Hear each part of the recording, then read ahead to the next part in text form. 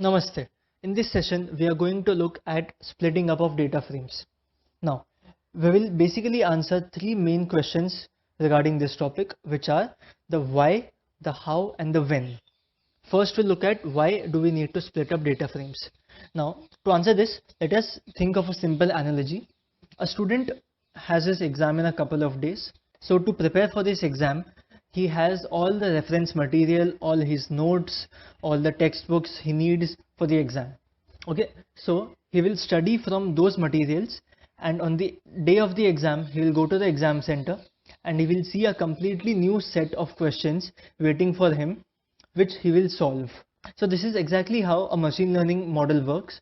We will first send to the machine learning model a set of training data. So now we have this income evaluation data set which contains some characteristics of people, and finally they have been categorized as uh, people having income less than 50k dollars or greater than 50k dollars.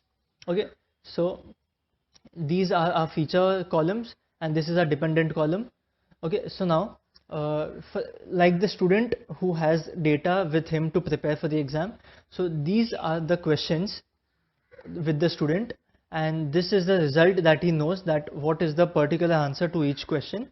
And when he goes to the exam, he will see these questions and he needs to guess or he needs to calculate the answers for these pink colored questions. Okay, so this is the why part. The why do we need to split up data frames? Because we need to see how a machine learning model is working, and if we put it into deployment, then how will it give results. So now comes the how part. How do we split up a data frame? For that, we will head over to our Jupyter notebook. I will import the necessary libraries and I'll also import the data frame, which is an income evaluation.csv. Now if I check the number of rows using .shape, it will tell me it has 32,561 rows. Okay, now I'll first shuffle up this data frame. So I'll call df.sample. Now if I call just df.sample, it will give me only one random row from this entire data frame. If I do sample2, it will give me any two random rows. Okay, so now if I do frac is equal to 0.5, it will give me 50% of this entire data frame in a shuffled manner. Okay, so it is giving me now 50,000, it is giving me 50% of these rows. Now, so now as you would have guessed, if I do frac is equal to 1, it will give me the entire data frame back, but in a shuffled manner. Okay, so now I'll assign it back to my entire original data frame. So now my original data frame has been shuffled. Now this data frame contains the feature vectors from age until the native country, and the income is the dependent vector. So now we'll first split the data frame into training and testing, right? So for that, I know that I need the first 80% of my data as my training set. Okay, so this is my 80% of the data. Now whether you take 80% or 85% or 75% or 70% for the training data, that is entirely up to you, but a general practice is to take around 80% of the data for the training set and the remaining 20% for the testing set. So what I'll do is I'll say length of df, it is giving me 32,561. If I do into 0.8, so it is giving me 26,048 rows. So I'll do df of all the rows until 26,048 rows. Okay, so these are the first 26,048 rows. So these are my training data. Okay, and if I now do df of 26,048 until the last, so now it is giving me the testing data. Okay, first I'll call this train and I'll call this test. So now we have the training and testing data. Now this training data has from age until income, right? But now we need to split this train data also into two parts. The first is a feature vector on which the student will learn, the machine learning model will learn, and the income column, which is the output, right? So this green one will now be our x of train, and this income, this will be our y of train.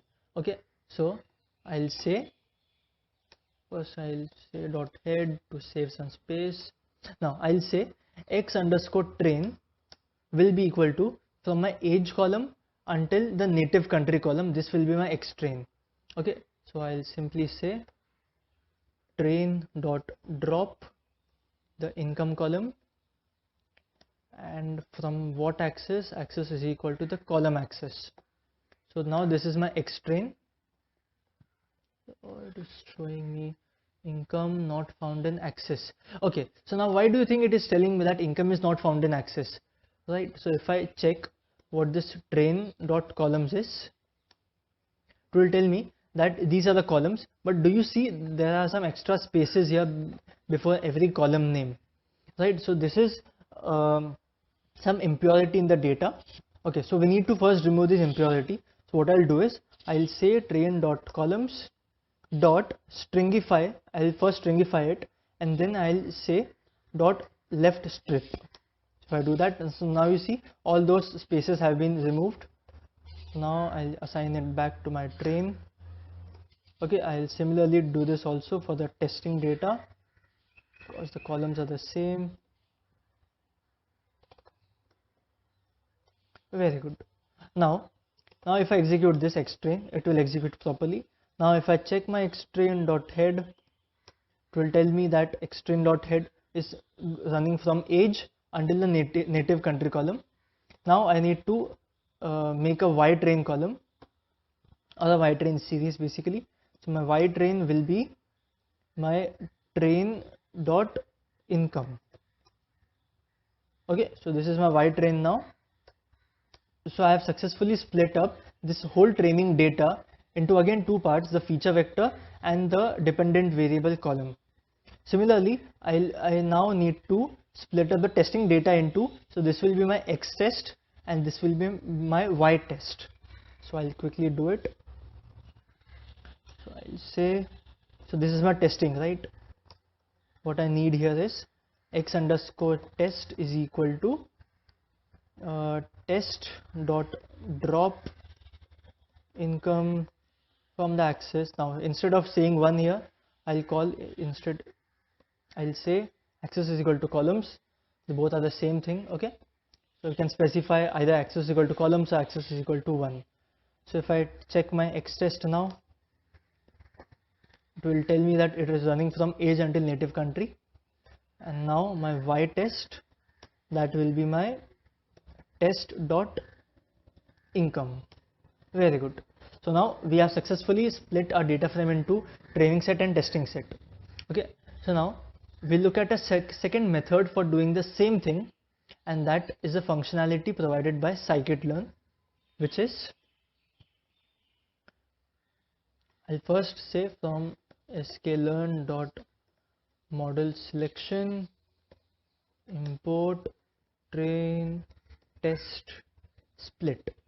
So this is a class provided by the model selection module. Okay, so now I need to pass in 4 parameters here, 4 variables here, because this is basically tuple unpacking. So now I'll say xtrain, xtest, ytrain. Okay, I'll just name them differently here because I do not want to create any conflicting variable names. So I'll say x1, x2, y1, y2. So x1 is my training x, x2 is my testing x, y1 is my training y, and y2 is my testing y. Okay, so this 4 values are equal to, I'll say train test split, and now I need to pass in 2 variables here, at least 2 variables here, which are my feature vector x and my dependent variable y, right? Okay, so now what is my feature vector x? Basically a total x here is running from age until the native country over the entire data set. Okay, this is our entire x basically.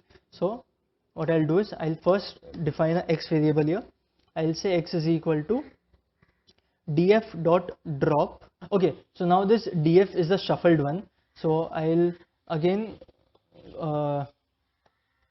just to avoid some confusion here, I'll again call this data frame df here and name this only d. So now this d is the same data frame, but it is in the original order as we imported. Okay, so now what is our x? So my x is my x is what it is, running from age until the native country, excluding the income column. So I'll say d dot drop income. So now you see there's another issue here.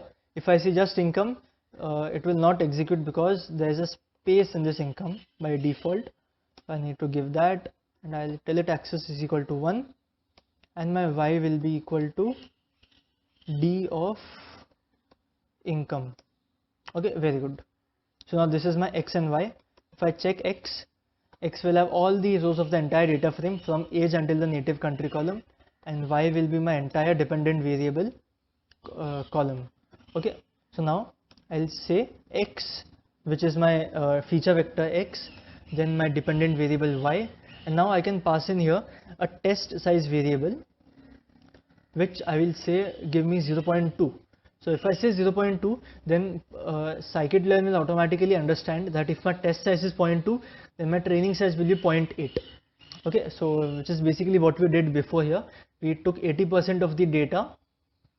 We took the 80% of the data for the training set, and that is exactly what we are doing here as well. Okay, so now we can also pass in here random state here. So if I say random state is equal to 0 or any number, so if I execute this, so now you see in one line of code we have created 4 variables here, x1, x2, y1, y2. So if I check what is my x1, so x1 is basically my feature, my training data of the feature vector. Okay, you see it is also containing 26,048 rows because we split it into 80% and 20%. Okay, now there's another parameter which is called a stratify parameter. So I'll say stratify is equal to, now I'll pass in the column name of income. Basically this is stratify is useful when you have an imbalanced class label. Now for example, if I have less than 50k in most of the values and greater than 50k in only a handful of values, then our results will not be very good because our machine learning model will not see enough instances of greater than 50k to make up its decision whether to classify a particular person as income having greater than 50k or less than 50k, right? Only if it has a decent amount of both class labels, then it will be able to properly categorize the incomes, right? So here is where stratify comes into the picture. If I say stratify is equal to y, so now what is my y? This is my df of income of y. So I'll stratify this column. If I press enter, if I check y1 and if I check my y2, okay, so now if I check for example y1 dot value counts, and similarly if I do y2 dot value counts, so now let me just also say y dot value counts, and now just see what is happening here. Now I have greater than 50k, a total of 7841 times in the entire data set, and if I do for example 7841 into 0.2, then I get 1568.2, and if I check my y2, that is my testing data, I have 1568 datasets, which is exactly the same as this. And if I do 7841 into 0.8, which is 80%, I get 6272, and in my training labels I have 6273 labels of greater than 50k. So what is this telling us? Well, it is basically telling us that when we stratify, when we use the stratify parameter, what is happening is it is basically splitting up our data based upon the y label, and it is splitting in the ratio of 80 and 20 ratio in the training and testing set. Okay, so I hope this is clear, because this is the training y1, and this is the testing y2. So in my testing set, if I check for total, I have 24,720 labels in my entire y. So how much will I have in my training y of less than 50k? Well, it is easy, 24,720 into 0.8, and I should have 19776, and that is exactly almost what I have here, 19775. So I have 19775 samples of less than 50k in the training set, and the remaining, so this should be 20% of this 24,720. So if we just do it again here into 0.2, we get 4944. which is almost the same as 4945. So you see, this is how stratification helps if you have an imbalanced data set. So here we still had 24,000 is to 7,000, which is 3 is to 1 almost. But sometimes you may have a ratio of 50 is to 1 or 100 is to 1. So in those cases, stratification is very much important, because otherwise you will not get proper results. So this was basically everything about train, test and split. And now the third question is when to apply train, test and split. Now I have seen many people do this common mistake of applying train, test and split as the last step before just deploying their model. So they do all the pre-processing work like scaling their features, removing the unnecessary features, or doing the one hot encoding on all the data. And then as a last step before applying the machine learning model, they do the train, test and split, and on the training data they apply the model, and on the testing data they check it. But this is absolutely incorrect, because just imagine I give you a set of 100 questions to study from, and I also give you another sheet where it has 30 extra questions which are going to be asked in the exam tomorrow, and I tell you that do not open this sheet until tomorrow. Okay, I just trust you and I give you those 30 questions also. So now, will you study on only those 100 questions, or will you study on the 130 questions? Because if you study on 130 questions, then you would definitely know what questions are going to be asked in the exam, and hence you will ace that exam. But that would be incorrect, right? Because you need to study on only those 100 questions. You need to just sort out everything on those 100 questions. Sort out your accuracy, sort out your mistakes in those 100 questions, and the next day you need to see those 30 questions fresh, and then check how much you are able to score on that exam. So that is the perfect way to do that. Now train, test, split is not the only way to split your data. There's also something called k-fold cross validation, and sometimes k-fold works better than train, test and split, because in train, test and split we are relying on this random state variable to provide us the perfect test set, right? Because for this test set of random state is equal to 0, I may get an accuracy of 90%, but if I change this random state to 20, then I would get a different accuracy, because the test set will now get changed and the training set will also get changed. So I'm basically relying on luck when I'm using train, test and split. So in cross validation, it is basically a similar thing, but it does the same thing 4 or 5 times. So I have a video on that as well, so I would highly encourage you to watch that video as well. But train, test, split is quicker, it is easier to interpret, and if you have a very large data set, the k-fold cross validation can take a little bit of time to implement. So in that case, train, test, split can work well. Okay, so this was all about train, test, split. I hope to see you in the next lecture. So thank you for watching.